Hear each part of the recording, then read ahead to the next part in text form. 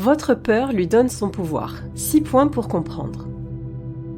Accepter le harcèlement moral et la maltraitance psychologique, voire physique, infligée par un pervers narcissique semble inconcevable à quiconque n'a jamais vécu sous emprise.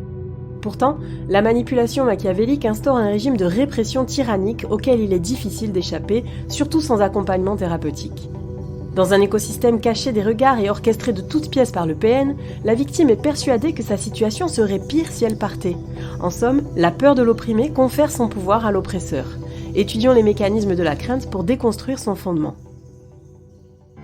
Cette réflexion est tirée d'un article du site internet www.pervers-narcissique.com, dirigé par Pascal Couder, psychanalyste et psychologue clinicien, co-auteur de l'ouvrage de référence La manipulation affective dans le couple, faire face à un pervers narcissique.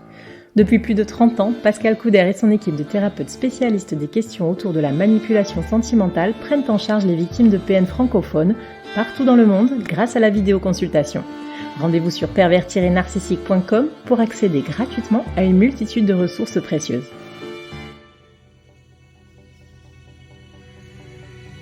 Que redoute la proie du PN ? La peur est une émotion normale et inévitable dont on fait l'expérience très tôt dans la vie. Une personnalité en construction qui vit le sentiment de danger trop intensément ou de façon trop répétitive peut voir s'immiscer durablement cette impression d'insécurité. Ceci la prédisposera à diverses craintes et angoisses qu'elle cherchera perpétuellement à réconforter sans se rendre compte que celles-ci sont infondées et surtout qu'elles la fragilisent. Tous ces phénomènes anxieux découlent de 2 grands thèmes, la peur du rejet et la peur de l'abandon. La peur du rejet est son maintien dans la relation perverse. Se sentir repoussé va à l'encontre de la nature humaine.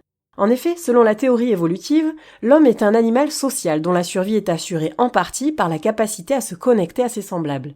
La science a prouvé que le rejet provoque dans le cerveau humain une souffrance réelle, comparable à la douleur physique. Il est donc parfaitement normal de vouloir éviter cette désagréable sensation à tout prix. Ainsi, une victime confrontée à l'éventualité d'une douleur réagit de 3 manières différentes. Fuir, c'est-à-dire une stratégie d'évitement. Attaquer, soit une tentative de dissuasion.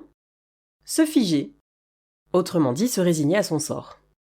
Les pervers narcissiques disposent de tout un panel de techniques manipulatoires pour gérer ces 3 cas de figure. En schématisant, en jouant constamment le chaud-froid, le PN blesse volontairement sa proie de façon répétitive afin de la maintenir en permanence dans l'anticipation de la prochaine douleur. Si celle-ci envisage de s'échapper, il va trouver le moyen de l'en empêcher, tantôt par la menace, tantôt par un radoucissement, faisant entrevoir le côté charmant qu'il sait mettre en avant pour séduire. Si la victime de PN se montre plus agressive et prête à en découdre, surtout au début de la relation, il pourra retourner la situation en la faisant passer pour le bourreau, jouant la carte de la culpabilisation. Mais si l'objet de ces manipulations perverses se fige, alors il n'aura qu'à se délecter de constater l'ampleur de son pouvoir, fondé sur la peur de la douleur. À force de répétition des agressions psychiques et des montées de stress, la proie du pervers manipulateur perd sa faculté à discerner la réalité et accepte sa situation comme une nouvelle normalité qu'il est inutile de combattre, sous peine de la voir empirer.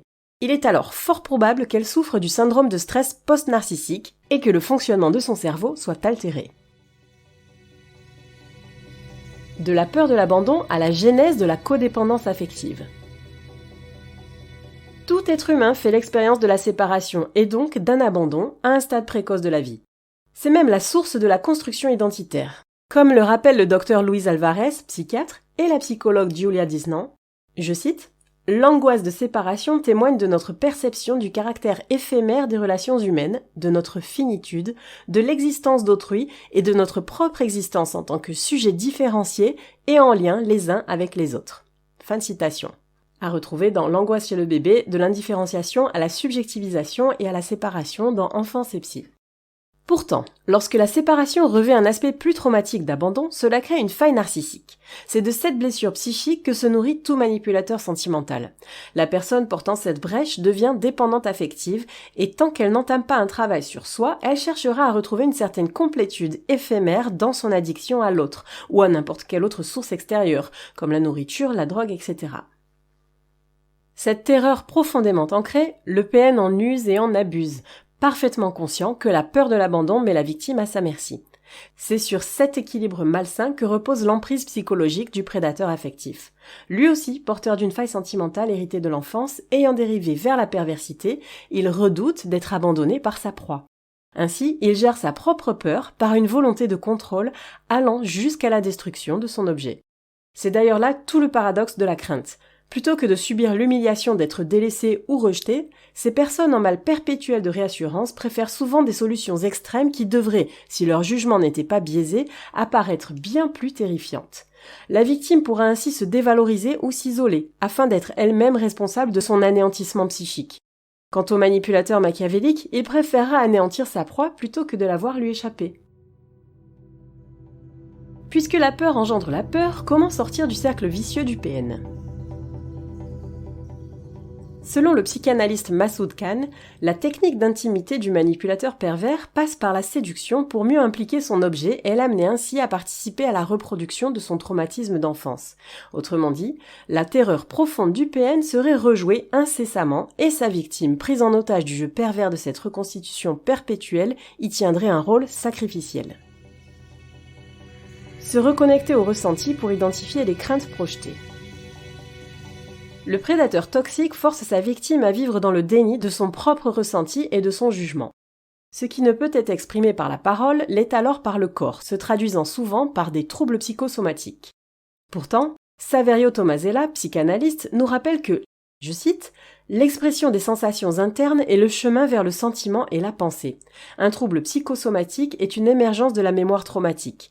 Il est souvent précédé de ce que Pierre Marty appelle une dépression essentielle. Elle révèle une faille dans le sentiment d'identité du sujet. » Fin de citation. À retrouver dans Le trauma et ses répercussions somato-psychiques ou La pensée interrompue dans Le Coq-Héron, 2013. Ainsi, présenter des symptômes de stress sans raison apparente est le potentiel signal d'une détresse psychologique que la logique a pu refouler. Chercher l'assistance d'un thérapeute est l'option la plus raisonnable. Comprendre que la seule souffrance vient de l'anxiété elle-même.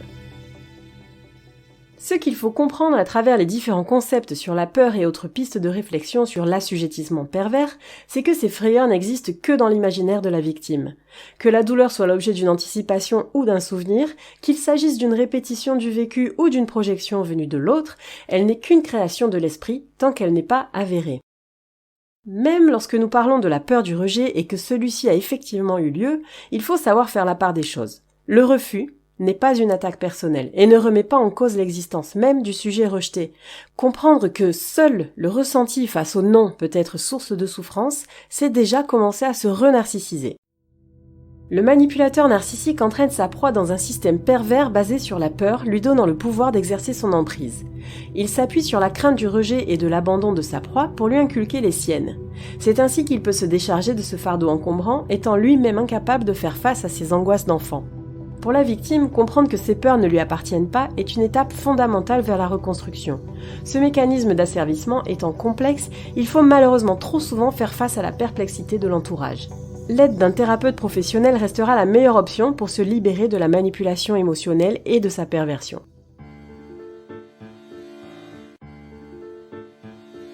N'hésitez pas à vous faire accompagner par des thérapeutes spécialistes des questions de la perversité narcissique. Rendez-vous sur www.pervers-narcissique.com et trouvez-y de nombreux conseils sur comment gérer la séparation, comment gérer l'après, la reconstruction, et vous pourrez également rentrer en contact avec un membre de l'équipe. Ne restez pas seul. Merci d'avoir écouté ce podcast. Rendez-vous très prochainement pour un nouvel épisode. N'hésitez pas à vous abonner pour ne rien manquer des prochaines publications. À très bientôt.